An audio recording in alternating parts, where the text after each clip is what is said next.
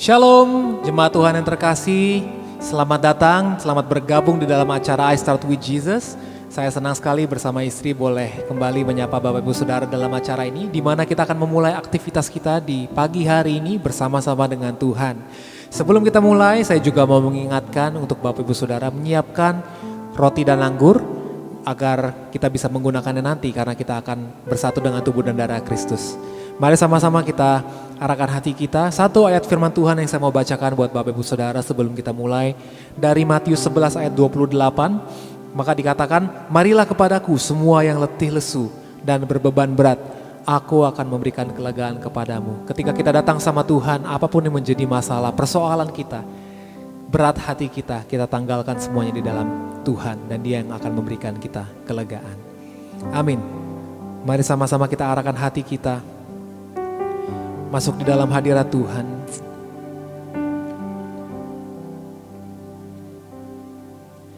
Bila hati terasa berat,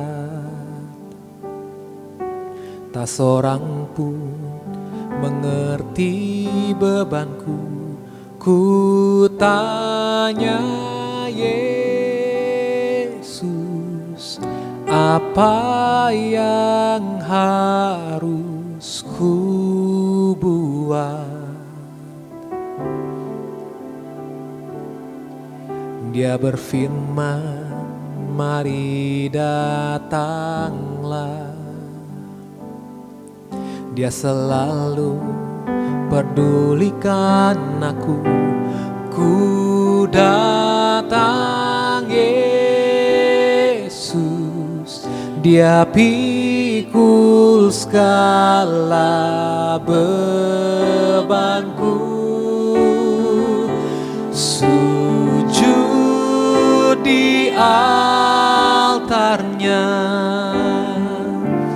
ku bawa hidupku. Ku terima anugerahnya. Dia ampuniku dan bebaskanku. Dia ubah hidupku, baharui hatiku. Sesuatu terjadi saat datang di altarnya. Kita katakan lagi bersama-sama. Bila hati terasa berat, tak seorang pun mengerti bebanku. Ku tanya Yesus, apa yang harus ku buat? Kami mendengar firman Tuhan. Dia berfirman, mari datanglah. Dia selalu pedulikan aku. Ku datang Yesus, Dia pikul segala bebanku. Sujud di altarnya, ku bawa hidupku. Ku terima anugerahnya.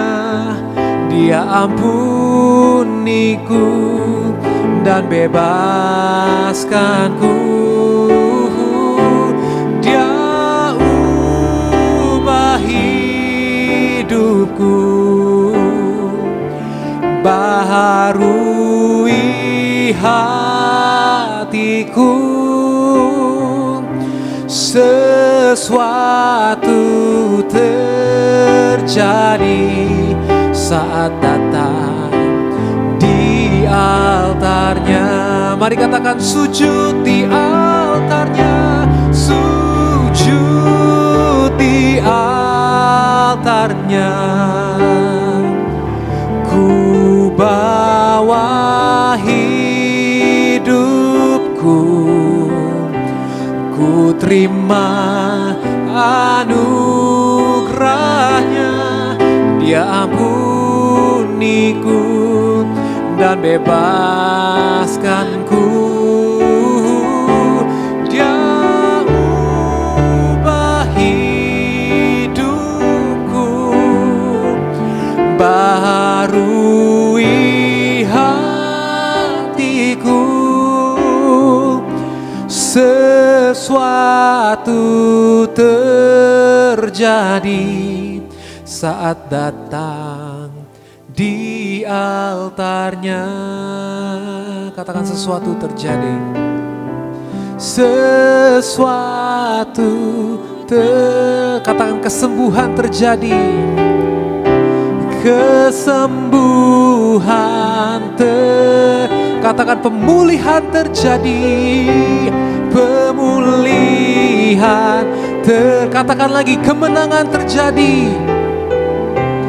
Kemenangan terjadi saat datang di altarnya.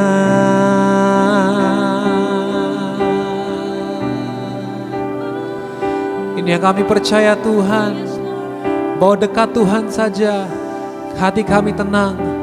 Di dalam hadirat Tuhan kami beroleh kemenangan. Oleh sebab itu kami angkat suara kami Tuhan.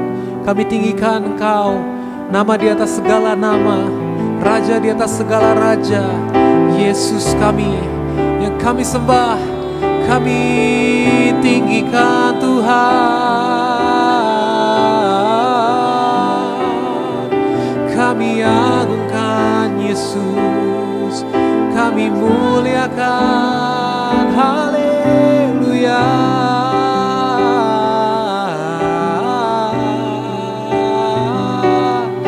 Hosana bagimu, hosana bagimu, dimuliakan namamu tinggi, ajaib besar dan termulia Yesus. Haleluya.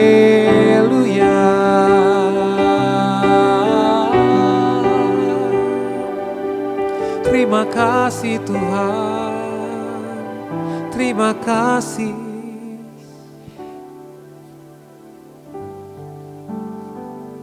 Terima kasih Yesus.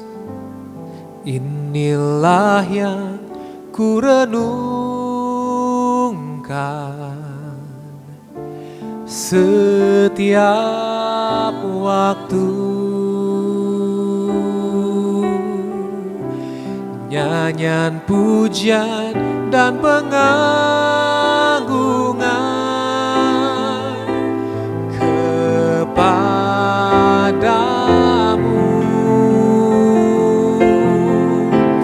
Biarlah manis kau dengar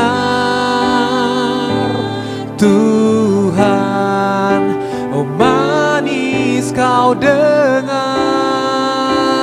Tuhan, dan hatiku bersuka karenamu. Katakan inilah yang ku renungkan, inilah yang ku renungkan setiap waktu. Nyanyian pujian dan pengagungan kepadamu Tuhan. Biarlah manis kau dengar Tuhan, manis kau dengar Tuhan, dan hatiku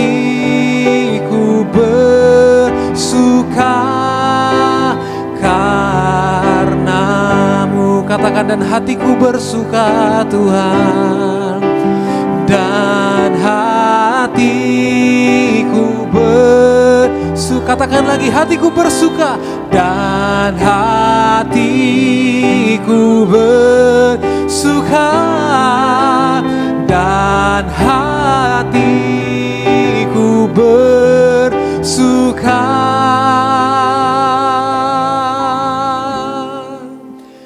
karena-Mu.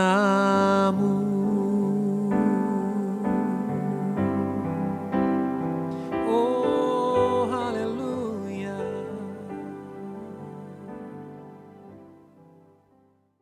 Puji nama Tuhan, selamat pagi. Kita sudah diberkati di dalam pujian penyembahan. Hadirat Tuhan memandu kita, memimpin kita dengan luar biasa.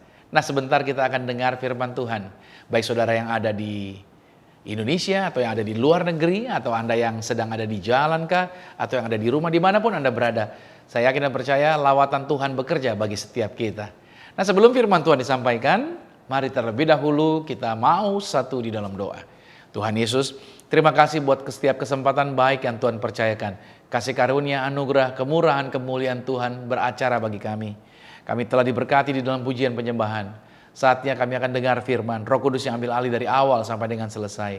Sederhanakan setiap kata kalimat bahasa yang kupakai, agar semua kami menangkap dengan jelas, mengerti dengan benar, dan dapat mempraktekkannya di dalam kehidupan kami.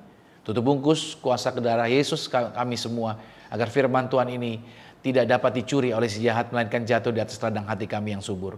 Dalam nama Tuhan Yesus, haleluya, amin. Nah, judul hari ini berbicara mengenai hidup dalam kemerdekaan yang benar. Kita paham tentang kemerdekaan, tentunya orang tidak ingin terjajah, tentunya orang ingin merasa dibebaskan atau dibebaskan atau dimerdekakan. Nah, di dalam Kristus kita juga dimerdekakan. Nah, pertanyaannya adalah, apa yang kita lakukan? Bagaimana respon kita dengan kemerdekaan yang Tuhan sudah berikan?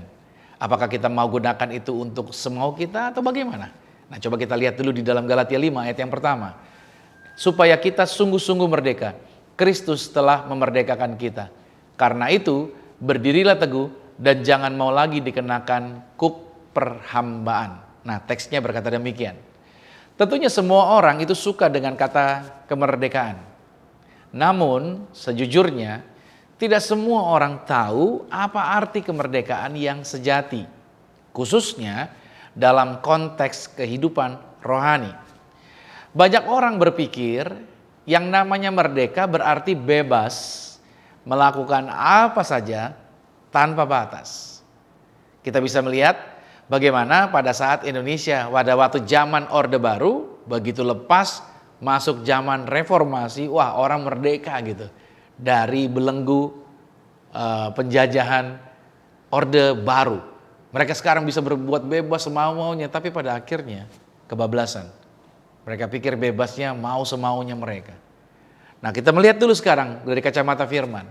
Menurut firman Tuhan, kemerdekaan yang benar itu bukanlah kebebasan tanpa batas. Tetapi kebebasan untuk hidup sesuai dengan kehendaknya Tuhan. Itu menurut Alkitab. Ini dulu yang kita mesti pegang.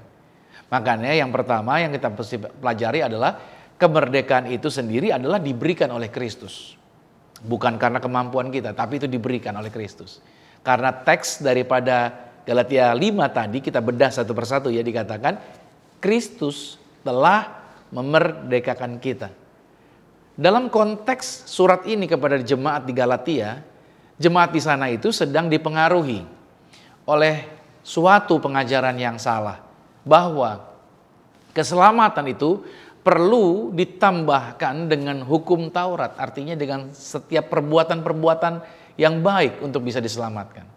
Nah, Paulus menekankan bahwa kita tidak dibenarkan karena usaha kita, melainkan kita dibenarkan hanya karena oleh anugerah Kristus. Kemerdekaan rohani itu berarti kita bebas dari perbudakan dosa, kita bebas dari rasa bersalah, dan kita dibebaskan dari usaha sia-sia yang hanya untuk menyelamatkan diri kita sendiri.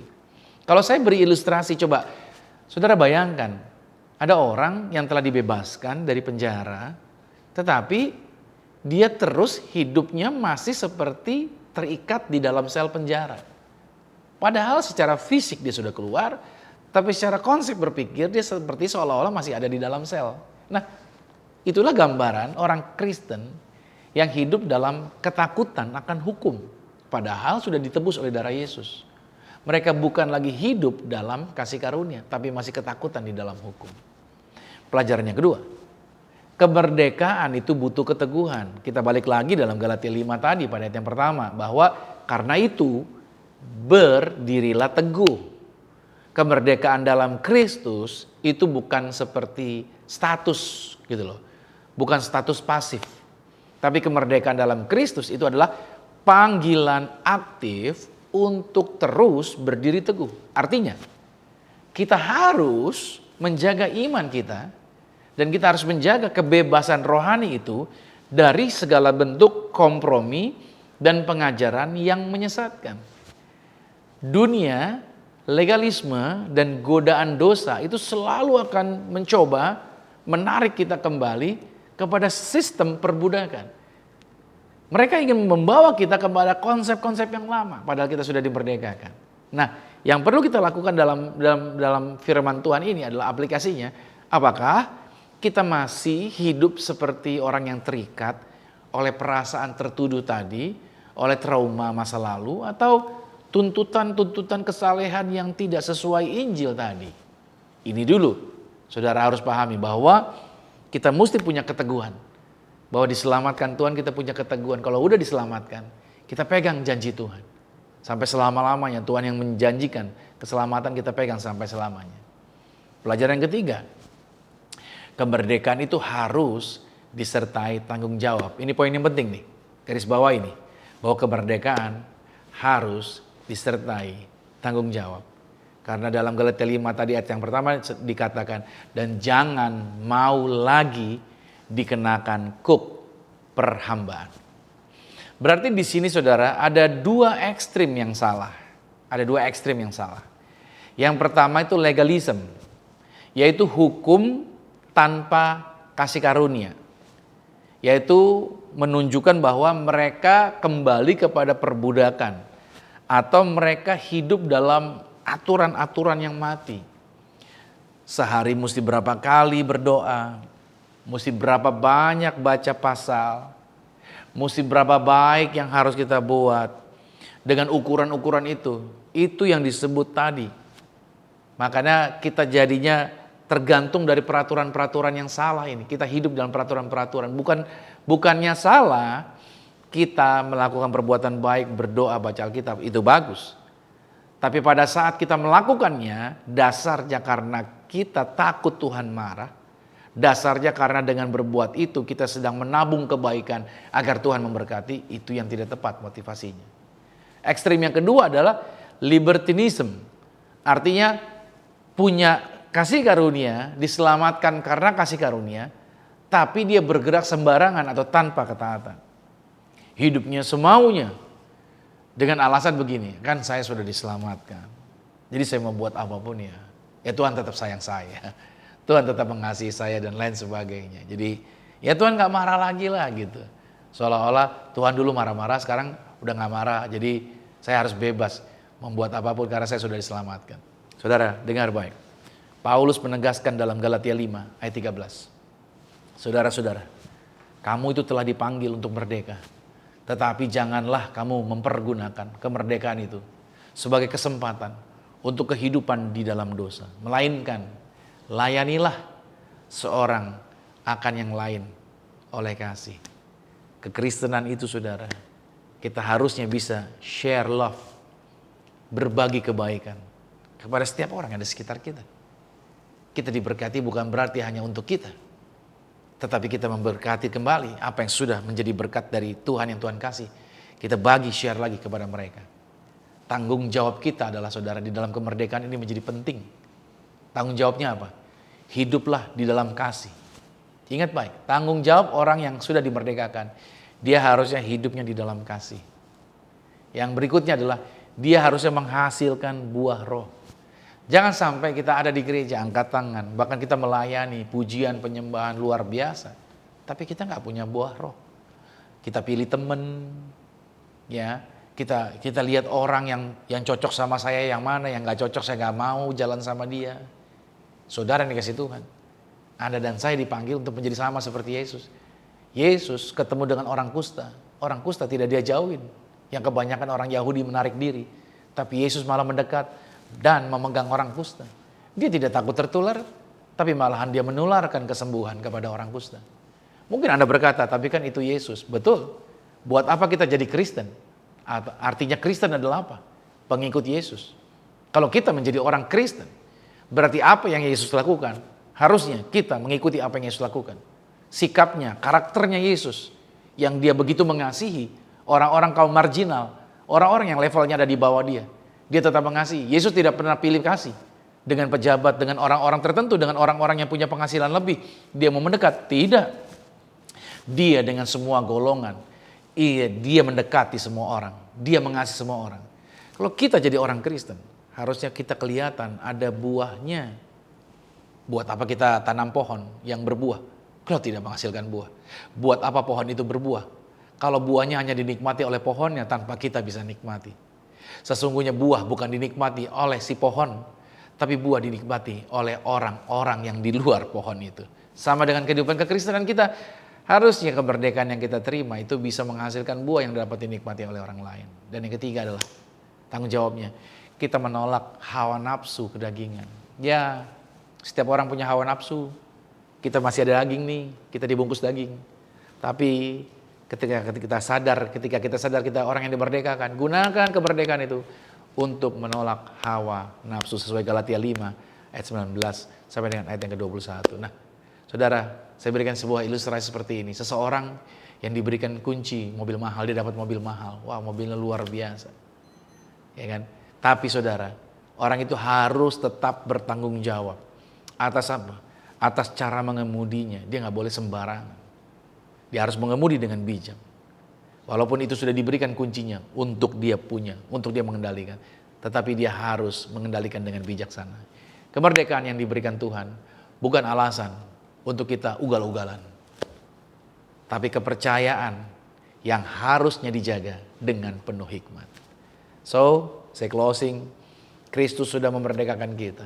Itu adalah fakta yang tidak tergoyahkan. Tetapi sekarang kita harus bertanya seperti ini. Coba cek lagi kepada diri kita. Refleksi. Apakah saya hidup sebagai orang merdeka? Apakah saya menggunakan kemerdekaan itu untuk melayani Tuhan dan melayani sesama? Saya takutnya kita menggunakannya hanya untuk melayani Tuhan, tapi tidak melayani sesama. Lantas yang terakhir, apakah saya berdiri teguh atau saya sedang tergoda untuk kembali kepada kuk perhambaan? Saya percaya firman ini akan menjadi perkuatan, menjadi sebuah dasar untuk kita berjalan, tidak lagi menuruti apa yang kita mau, tapi kita berjalan dengan benar dalam pemahaman kemerdekaan yang Tuhan telah sediakan. Kita akan masuk dalam sakramen tubuh dan darah Tuhan Yesus Kristus. Mari kita siapkan roti dan anggur. Kita mau berdoa bersama-sama. Kita beriman tubuh dan darahnya, yaitu yang bersatu dengan kita. Kita tinggal di dalam dia, dia ada di dalam kita. Kuasanya bekerja. Sama-sama katakan dalam nama Tuhan Yesus. Inilah roti yang telah turun dari surga. Inilah tubuh Tuhan Yesus Kristus. Tubuh yang tergantung di atas kayu salib. Yang memberikan kami bersama dengan keluarga kehidupan yang kekal di dalam kerajaan sorga. Oleh korban tubuh Kristus. Mulai hari ini kami menang atas segala virus. Menang atas segala penyakit. Tidak terkapar di meja operasi. Umur panjang. Kami tidak sakit-sakitan. Sel-sel tubuh kami dari kepala sampai telapak kaki jadi baru dalam nama Yesus. Inilah roti yang turun dari surga. Inilah tubuh Tuhan Yesus Kristus. Mari kita makan tubuh Tuhan Yesus.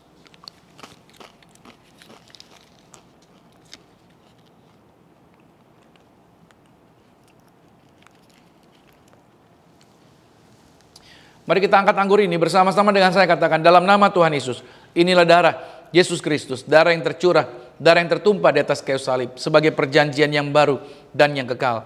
Oleh korban darah Kristus, maka kami bersama keluarga termeterai menjadi warga sorga. Punya rumah di bumi, punya rumah di sorga. Kami diberi kuasa menginjak ular dan kalajengking. Mulut kami diberi kuasa menghancurkan kuasa kegelapan. Setiap doa-doa kami digenapi pasti berhasil. Kami punya iman. Apa yang kami pegang apa yang kami kerjakan di dalam karir, bisnis, proyek, usaha, studi pelayanan kami. Bahkan tahun ini bukan menjadi tahun ketakutan, tapi tahun kelimpahan. Tahun kami diberkati dalam kuasa Tuhan yang luar biasa. Dalam nama Tuhan Yesus. Inilah darah Yesus Kristus. Mari kita minum darah Tuhan Yesus.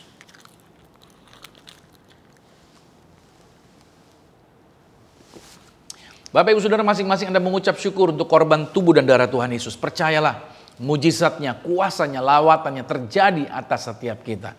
Di tangan kita masing-masing ada minyak urapan. Ini bukan doktrin gereja tertentu, tapi ini merupakan perintah Tuhan kepada para muridnya untuk mendoakan orang sakit, menyembuhkan, yaitu mereka yang terikat dan dilepaskan, dan menghadirkan pasukan malaikat. Bukan cuma saya yang bisa melakukan kuasa, tapi saudara dan saya, setiap Anda yang mengikuti siaran ini, Anda juga punya kuasa yang sama. Karena Amsal 18 ayat 21. Dia mengatakan bahwa kuasa Tuhan bekerja, mujizatnya bekerja, lawatannya bekerja, jamahannya bekerja bagi setiap kita. Mari kita angkat minyak ini sama-sama, katakan dalam nama Tuhan Yesus. Inilah minyak urapan. Setiap tetesnya punya kuasa mengusir setan. Setiap olesnya punya kuasa menyembuhkan sakit penyakit. Silakan pasukan mereka surgawi hadir, jagai kami, proteksi kami, pagari kami dalam nama Tuhan Yesus. Inilah minyak urapan. Nah saudara, Anda boleh teteskan di atas kepala saudara. Percayalah, kuasa Tuhan, mujizat Tuhan bekerja buat keluarga Anda, buat setiap bisnis project yang Anda kerjakan. Amsal 18 ayat 21 berkata, hidup dan mati dikuasai lidah. Siapa suka menggemakannya, maka dia akan memakan buahnya. Di layar monitor Anda ada kata-kata berkuasa yang akan terjadi pada saat kita melepaskannya. Karena apa yang kita lepaskan di bumi, terlepas di sorga. Apa yang kita ikat di bumi, terikat di sorga. Bersama-sama dengan saya katakan, saya diberkati, berkelimpahan, telah ditebus, telah diampuni, dibenarkan, diurapi, disempurnakan, diberi kuasa, hidup dalam kasih karunia, berharga, aman, sehat, penuh kemuliaan, fokus pada Yesus, disiplin, percaya diri, pandai cerdas. Saya diciptakan segambar dan serupa Yesus untuk menggenapi setiap panggilan dan tujuannya atas hidup saya di dalam nama Yesus. Amin. Puji nama Tuhan. Terjadilah seperti yang Anda imani. Well, kita sampai di penghujung acara ini. Kita akan menerima berkat Tuhan. Mari arahkan hati. Aminkan setiap berkat ini terjadi bagi kita. Diberkatilah engkau di dalam usahamu. Diberkatilah engkau di dalam pekerjaanmu. Diberkatilah engkau di dalam segala aktivitasmu. Siapapun tinggal dengan engkau pasti diberkati. Keluargamu diberkati, orang tuamu diberkati, saudara-saudarimu diberkati. Rumah tanggamu berbahagia. Terimalah berkat anugerah dari Bapa di surga, cinta kasih di dalam Yesus Kristus, kekuatan penghiburan di dalam kuasa Roh Kudus. Menyertai, mengurapi setiap kita mulai hari ini. Sampai Tuhan Yesus datang menjemput Anda dan saya, keluargamu dan keluargaku. Kita semua sama-sama menjadi warga surga yang percaya, sama-sama katakan amin. Puji nama Tuhan. Sampai jumpa minggu depan pada dalam program I Start With Jesus berikutnya. Tuhan Yesus Kristus memberkati. Shalom. Aku sangka sejak dulu kau menunggu hidupku di altarmu.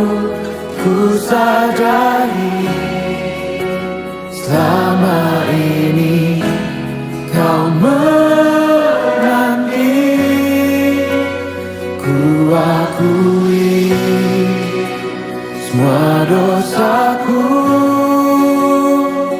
ku lepas kehendakku, biar seluruh nafasku memuliakanmu. Yesus Tuhan, kau Rajaku. Yang mengasihi Tuhan Yesus, berikan kemuliaan paling meriah buat Tuhan. We worship you in this place.